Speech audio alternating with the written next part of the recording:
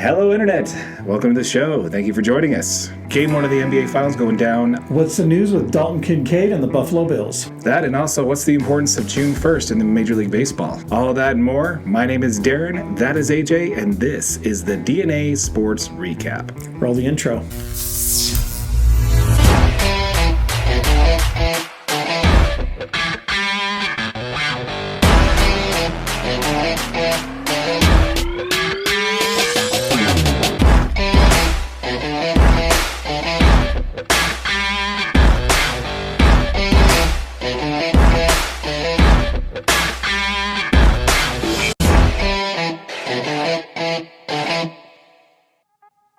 How's it going, AJ? Doing good, man. Doing really good. How are you? I'm doing well. Thanks for asking. So lots going on here. We had a little bit of time off on the NBA. There was a few days off, especially for Denver. They had about 9 days off between Game 1 of the NBA Finals and when they swept the Lakers out. Let's go ahead and do you want to start there with the NBA? Oh, yeah. All right. So Game 1 went down, pretty much what we expected. You had Denver. They had 9 days off. They went ahead and took care of business at home. What are your thoughts on Game 1? I mean, it was pretty much exactly what I thought, man. Mm-hmm. I mean, I thought Miami would come in a little bit gassed. It's tough to go into 5,280 feet of elevation and play at a high level and really get this thing done. Yeah, the elevation, that's a good point. I didn't even think about that. That's probably going to play huge in this series, especially going forward whenever they're in Denver, right? So, yeah, definitely get that. I think you're right, man. I just think Miami, you have a bunch of people who are role players really stepping up behind Jimmy Butler. And then in Denver, you've got 3 players with length, with talent. You have to stop 3. You can't stop just 1 or 2. You have to stop all 3. I think it's more like 4. That's true. That's true. Michael Porter Jr., Jamal Murray, Aaron Gordon. Yeah. And we haven't even talked about Nikola Jokic yet. Yeah, should have been 3-time MVP, but yeah, that's okay. We're gonna keep talking about it through season 1. I'm pretty confident. Yes, pretty confident on that one. All right, but yeah, so I agree there. It's just a lot for Miami to overcome. Hopefully, they have a chance to step it up and get used to the elevation and start playing better for Game 2. It's really hard, man. When you we talked about this, the longer in last episode, the longer it takes for them to close out that series, the Eastern Conference Finals, the harder it was going to be. Yeah, for them to compete in the finals. So. Yeah, and I mean, really, I said it in the last episode. The worst thing that could happen for Miami is this thing goes 7 games, and what happens? It goes 7 games, right? Yeah. So, the best thing that could happen for them would have been to close out Boston a little bit earlier, get a couple more days rest out on there. There's a couple reports that Jimmy Butler's got a bum ankle. Ooh.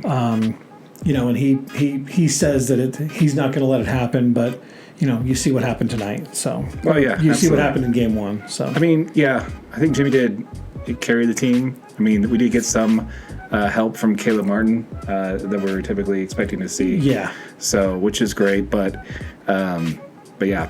Funny thing is, we talked about last week on that podcast, last week's episode, where you talked about how they were in the comments saying, "Don't let us win one. Don't let us win one." I actually did some research after you mentioned that, because I didn't catch any of that. It's a playback to when the other Boston team came back down from 3-0 to win the American League Championship Series, which is when they beat the Yankees. That was actually a callback to that. Oh, really? Yeah. So that's pretty cool. That's basically what that was. Yeah, a little trash talky, and that probably lit up. Jimmy's fire there. But it was a playback to that. I thought it was pretty cool. It actually has happened 4 times, by the way, that someone's come back. The only other 2 times, the other 3 times it's happened has been in hockey, where someone's come back from 3-0 from a 3-0 deficit. Yeah. Okay. Once in baseball, 3 times in hockey, and never in the NBA. So that status holds true. So, but yeah. So yeah, Game 1 went down pretty much as we were expecting. We'll see what happens in Game 2, and we'll cover that as well in greater detail. So yeah, absolutely. All right. I look forward to it, man. This is going to be a really good series. Yeah, me too. I look forward to it. Let's go ahead and talk a little bit about Jimmy Butler. Yeah. And what's going on with this playoff. So I saw a video on YouTube earlier this week that kind of cued something for me, because I'm sitting here watching this, and I thought this, I was going to mention it last week, but I didn't bring it up. Is he having the greatest individual playoff run of all time, Jimmy Butler, right now? I would say arguably. Yeah. the one that pops out in my mind, the two other ones that would pop out in my mind that maybe would have been better was Kawhi Leonard in 2019 and Dirk Nowitzki in 2011. So yeah, Dirk came out of nowhere in those playoffs. Yeah, but I mean, Jimmy, dude, we're talking a number 8 seed. Yes. That had to go through the play-in tournament. Mm-hmm. They get out of the play-in tournament, and I mean, they just continue to just run through some of these teams, man. Like, oh yeah. I mean, obviously Boston was a tough test, but they were the number 1 seed in the East. Nobody expected them to get past Boston. Period. True. Yeah, I'm kind of blown away with it when I actually looked into it a little bit deeper. So here are the biggest. I've got a list here. So Jimmy Butler is, first of all, he made All NBA for the first time in his career at age 33. So he All NBA second team, which makes him a top 10 player in the league. Yeah. Just right there. So way to go, Jimmy.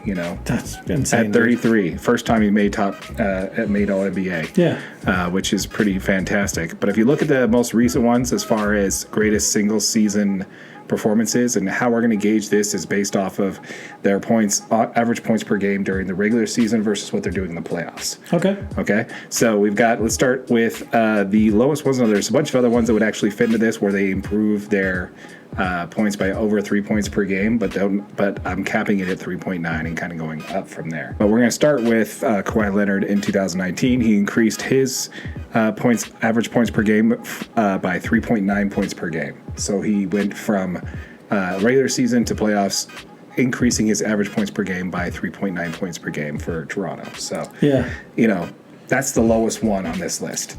So let's go ahead and jump. Which is insane. Yeah.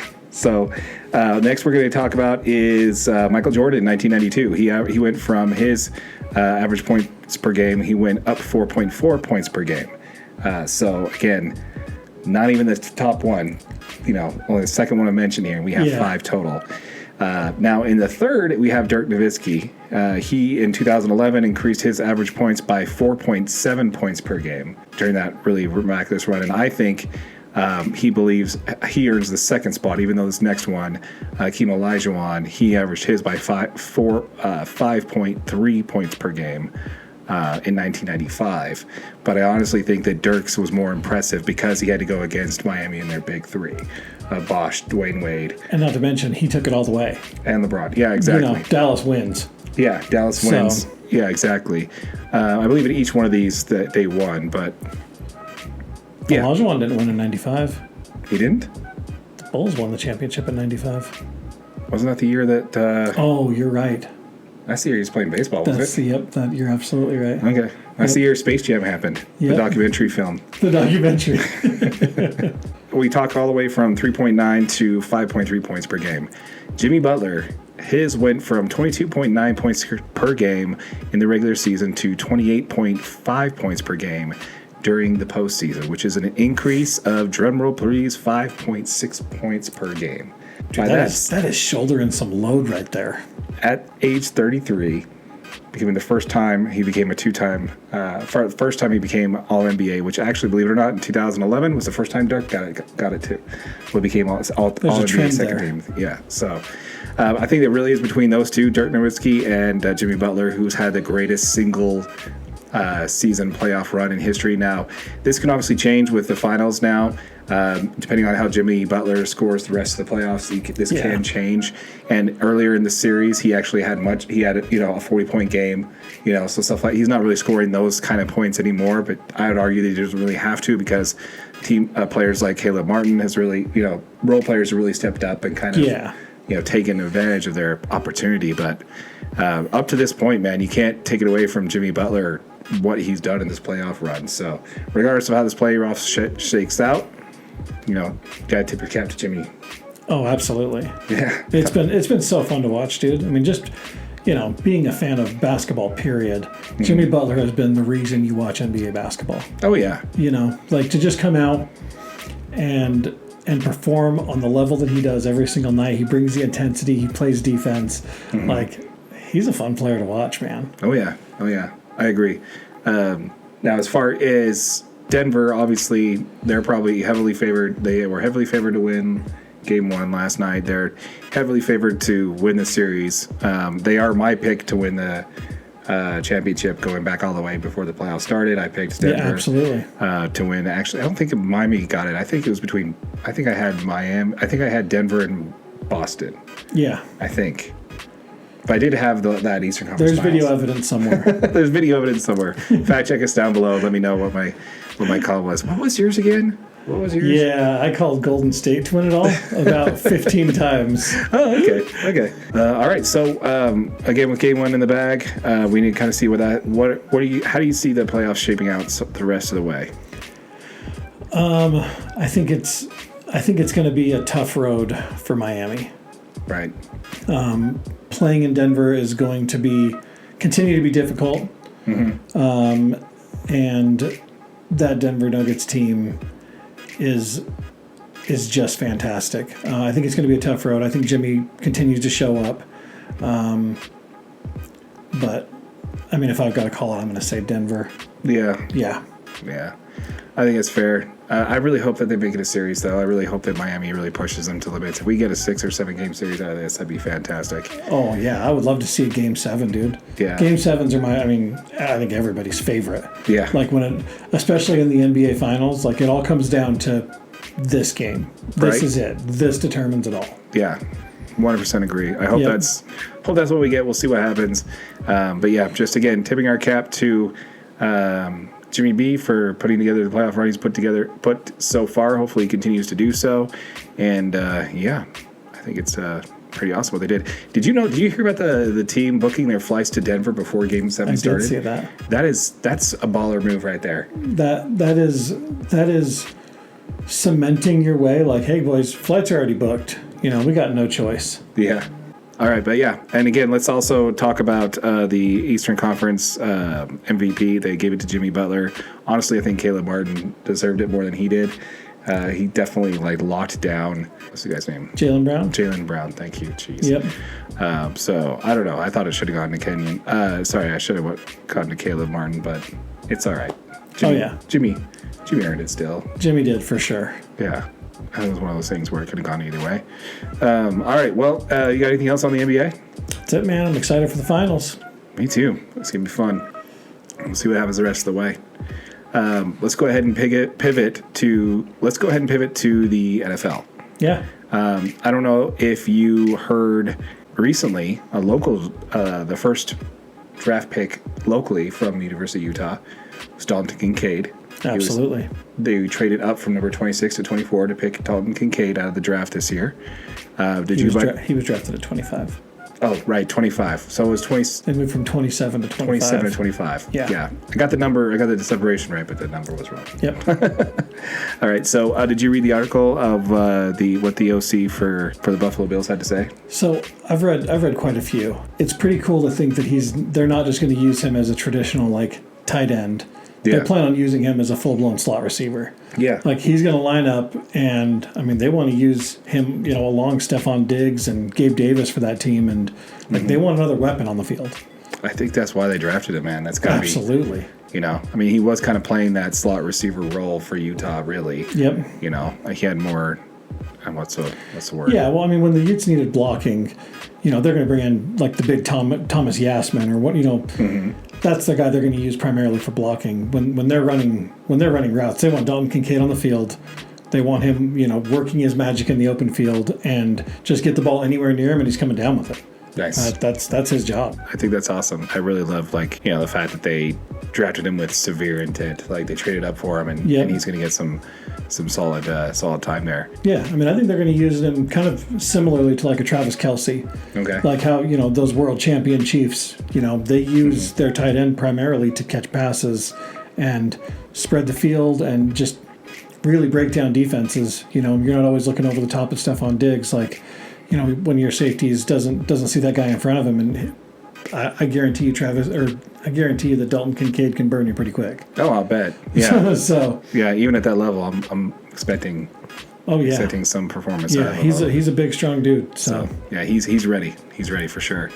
Speaking of the Chiefs, let's go ahead and pivot to our next subject here, which would be on the NFL. Just something that came down last week. Patrick Mahomes did an interview last week that basically just kind of speaks volumes to this guy's character, right? And it's definitely been something we've talked about, actually, even on our podcast last week, about how he's the face of the NFL. Absolutely. You know, not only just for his team, but for the NFL. As a whole right now. So he's the greatest quarterback in the NFL, hands down right now, but he's being paid like he's the 7th best quarterback in the NFL. Yeah. He signed a 10-year, $450 million contract. Largest at the time when he signed it. Largest at the time, but boy, did the Chiefs underestimate the market. Absolutely. Yeah, just a touch. Just a hair, right? Yeah, so, but anyway, when it came, there was some interviews they're talking about with the GM and the ownership group where they're saying they're going to revisit his contract because even they see that he's being underpaid. You know what his response was to that? I don't have it exactly quote, but he said he's not worried too much about that. He's more concerned about his legacy and winning rings before he's worried about how much money he's making. He's signed a big contract. He knows he's going to be paid. In the next 10 years, he's going to make $450 million, which is going to be the lower end of his annual earning income because off the field, he's got, just ridiculous endorsements. Yeah, Head and Shoulders, State Farm, you name it, he's in there, So, he's got crazy endorsements and stuff like that, and, he is the face of the league. But the fact that he's saying that he's coming out and saying, I'm more worried about building a legacy and winning Super Bowls than I am about how much I'm getting paid. However, he does make it sure to say that he wanted to make sure that he had open dialogue between the team, his agent, and him, saying, okay, when they discuss his extension, he made sure that he was pushing the market forward at the time to make sure that the quarterbacks that were coming behind him were taken care of. So I thought that was also pretty awesome to hear. Like you said, though, it just speaks to the character of this guy, man. He's worried about the league and what's going to happen for the guys that are coming up. Like, he's already built just a ridiculous legacy at this point. Yeah. To think that he still cares and is still worried about winning rings rather than just getting paid. Yeah. Dude's going to have plenty of money in the bank, and that's pretty cool to look at. Yeah, it's also good to hear that the ownership is willing to look at it and say, okay, look, you're underpaid for who you are right now. So. Yeah, you're Patrick Mahomes. Yeah, but I also like that he's concerned about that. He's like, I don't necessarily need to be the highest paid quarterback. I'm more concerned about setting up a legacy, which is funny because that's something we talk about quite often on the show. As a subject I bring up every time we talk about the NFL.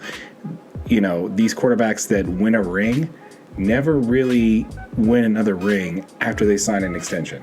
Yeah. At least it hasn't happened. Unless you're Tom Brady. Yeah, I'll get to Tom Brady in a moment. Perfect.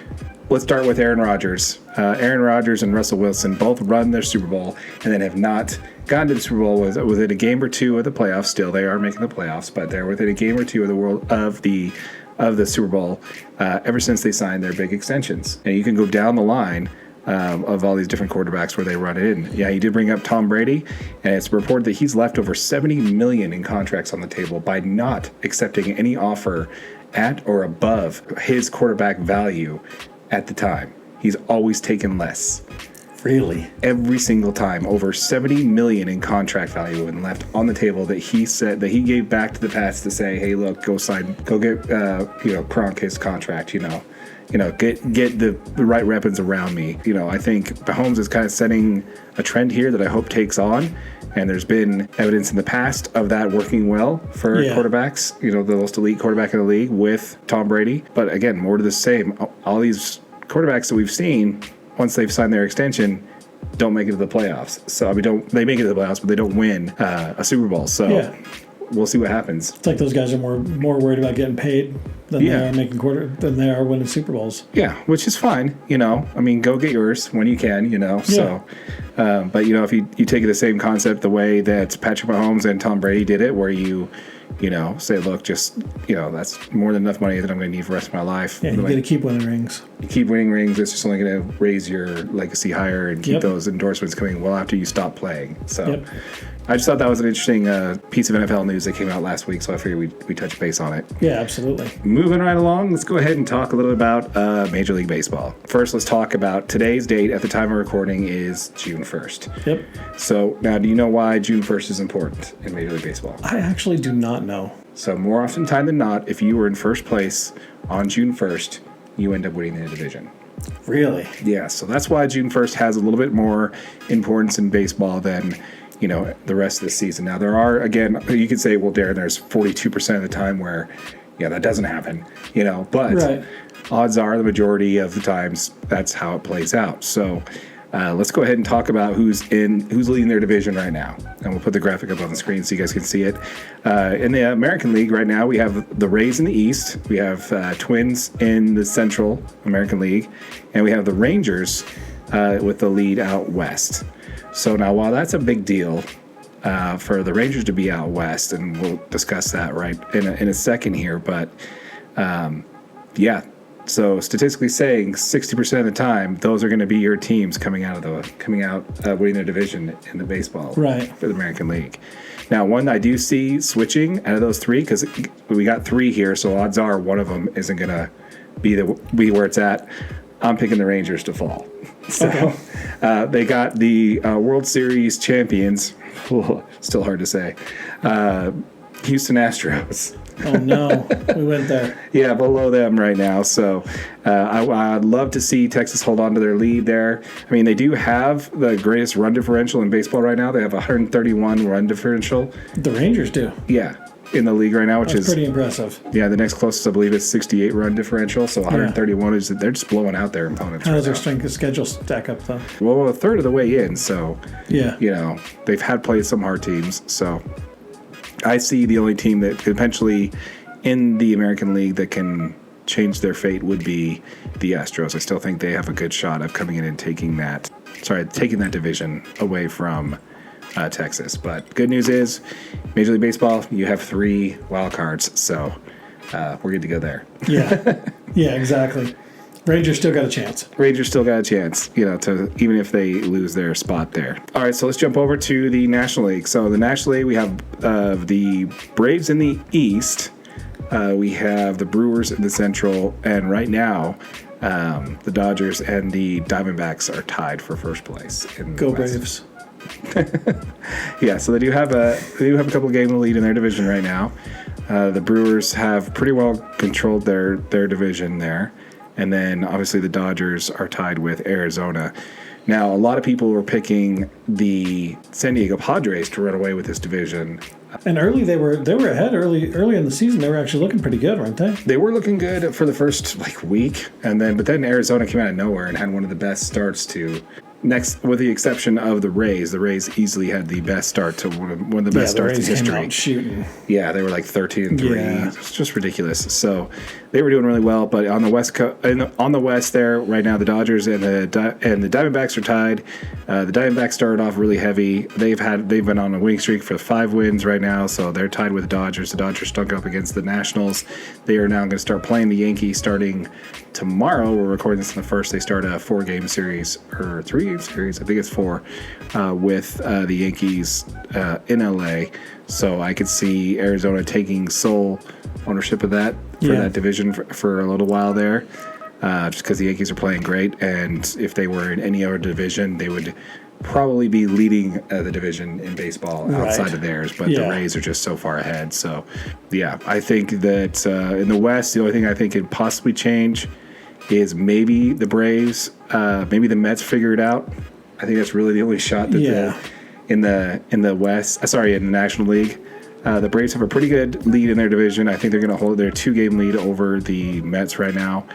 And again, the Mets just can't seem to stay healthy. But, they have Verlander's back. They have Scherzer. He's pitching strong. So if their bats wake up, I think they're going to do just fine. But the Braves are a really good team, and it's hard to get past them. So I see the Braves staying where they are. The Brewers, maybe Philly can catch them. I don't know. They went all in on offense and just didn't do anything when it comes to defensive. Right. Yeah. I mean, when they're like, we need more bats. Yeah. We need more bats. Yeah. I think the best positional player they have on their team is the catcher, JT Realmuto, usually rated the top catcher in baseball. So other than that, though, I think their defense is lacking. So I don't really see them taking over the Brewers. Right. I do think the Dodgers end up winning their division. I was going to say, is that more of a fan speaking, or is that your actual opinion? My actual opinion is that it's going to be Dodgers by 2 to 3 games the Padres, and then Arizona. I think Arizona might even qualify for the postseason, but I just don't see. The Padres are just so good on paper, but they have like a stacked rotation. And they have the best closer in baseball, Josh Hader. They have Juan Soto, Manny Machado, Pretty stacked team. Yeah, Tatis Jr.'s back. Yeah. Their 1 through 4, man, is just unstoppable, and that doesn't even count the rest of their team that also is also really, really good. So I just don't see them being in a fourth place or third place team in the division. So Right. And the reason why I'm picking the Dodgers to win the division is they've won it 9 out of the last 10 years. So, sue me for thinking that. But I don't see them not winning the division. So, especially when they're, this far up. So, but yeah, so that's the takeaway there. June 1st of its importance and why we look at this date and say, okay, how the rest of the year going to shape up. 60% of the time, if you're in first place right now, you're going to be in first place at the end of the year. It's a pretty cool stat, actually. Yeah, I thought it was fun. Yeah. Did you see the comments from in the comments there where someone said the college pitcher who threw 105 in college? I didn't see that. Oh my goodness, yeah. You can't take away credit from Ben Joyce, who threw 105.5 last year in college. So Ben Joyce made his major league debut with the Angels. He tapped out at 102.2 so far this year. So wow, though. Yeah, 105.5. That's impressive. While not technically qualified because they were in college, that's not an MLB pitcher. Right. Now he's in the MLB. He's already throwing 102.2 in his debut. I don't see him not getting to the 104. Yeah, I mean, with major league training staff, you're gonna be getting there. Yeah, so I thought that was pretty awesome. That is pretty cool. That was a comment that came from Tropical Onion. Thanks, Tropical Onion. We appreciate it. Yeah, thanks for the feedback. Really appreciate it. But go ahead and let us know in the comments down below if you like this format a little bit better. We have our full-length episodes around 30 minutes or less. Yeah. Let us know what you guys think about that format. Of course, as you can see, we typically have these filmed in short videos for YouTube where we break up the segments and put it all together in the podcast form. But yeah, let us know what you think about the long form format of the videos. Let us know what you think. If you want us to talk more, we're more than happy to. Yeah, we're more than happy to talk about more stuff, but there just wasn't a whole lot of stuff to talk about this week. So, with the exception of the NBA Finals. So, once again, folks, thank you for joining us here on the DNA Sports Recap. This is available as a podcast. We have the full-length video in the playlist under podcasts, so you can see the full video there. We also are available wherever you find your podcasts. Yep, and if you're watching on YouTube, make sure you like it, share it if you think anybody else might like it, and of course, make sure you hit that subscribe button. Keep commenting. We love engaging with you guys, talking with you, all the fact checks. We appreciate it. Again, if you're listening to this on a podcast, please feel free to leave us a review so we can see some engagement on that side as well. Once again, folks, my name is Darren, that is AJ, and this has been the DNA Sports Recap. Till next time.